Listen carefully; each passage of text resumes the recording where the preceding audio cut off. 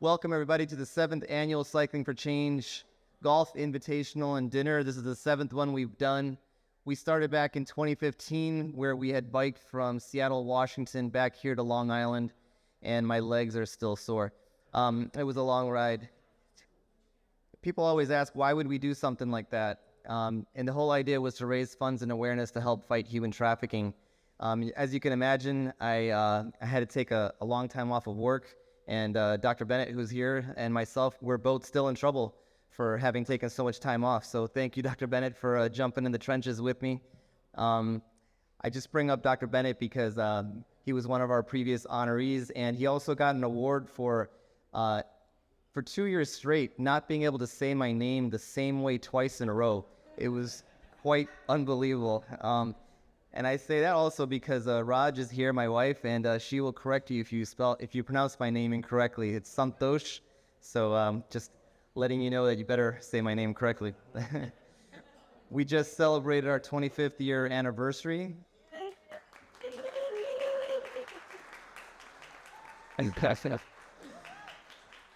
And so I just want to share a little quote that my wife gave me. So this is the quote. We always marry the wrong person. That's the first quote. Second one, we never know, this is from the same person, okay? We never know whom we marry. We just think we do. Or even if we first marry the right person, just give it a while and he or she will change. For marriage, being the enormous thing it is means we are not the same person after we have entered it. The primary problem is learning how to love and care for the stranger to whom you find yourself married. That's from Stanley Hauerwas. And I think that's so true because we are all changing, right? Changing for the better, changing for the worse, but we're all changing. And I think it's very important that through that process that we have the right people around us as we're changing to help us to become who we're supposed to become. As you guys see over here in the corner, we've got Bill Graff painting away. If you guys are curious as to what he's doing over there, you can take a look. He's been working for a little while now. And, you know, I just love what Bill does. If you guys get a chance, I guess right behind over here where you have the computer up there, those are 2 quick little drawings that Bill whipped up while I was on the course. And literally in like 5 minutes, he whipped those up. I thought it was absolutely incredible. But Bill's going to be working here for a little while, and we'll be talking about that a little bit later. And if you get a chance, ask Bill how he started his career. It all started off with some library books and getting in trouble with the librarian for drawing inside of books. So it's a good thing that he kept going. So cycling for change. What is cycling? What are we cycling to do? Cycling to change what? Change is about transformation, transition, or substitution. And you're going to be hearing about this theme. We had an art session, Paint for Purpose, this morning, as well as this afternoon.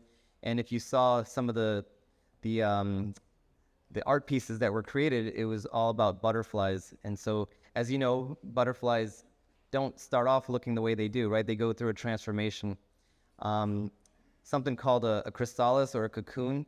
For the kids in the room, how long on average do you think these butterflies, how long do they live in the cocoon before they become a beautiful butterfly? Any guesses? 30 days. 30 days? Anyone else? 6 months. So the average is like 5 to 21 days. That's the average for how long they stay in the cocoon, right? But if they're in a harsh environment like in the desert or where there's just not that much water and there's harsh conditions, they can actually stay in that cocoon for up to 3 years, right? So just waiting for the right conditions to come around so that way they can make their changes and become the beautiful butterfly that they become. So my wife has been waiting 25 years. I'm sorry, babe. I'm trying, though. I really am. I'm trying. I want you guys to just really take some time while you're here. I want you guys to come over and check out the artwork that's on this table. And somebody can fix that one. That one's falling over.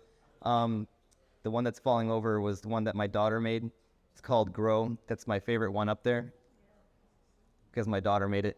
But there's like little stories with each one, and those were created during the pandemic. I remember, it was sometime in the spring of 2020, and we were just kind of thinking, what can we do as an organization to kind of get people together and to continue with our campaign to fight and combat human trafficking. And at that time, my daughter, Neetha, was in high school at the time, and so her and a couple of her friends and her cousin, they drew these pieces of artwork, and their inspiration was Proverbs 13:12, and it says, "Hope deferred makes the heart sick, but a longing fulfilled is like," oh, somebody want to read to me? It's right there. What is the last part? Is a tree of life. Thank you.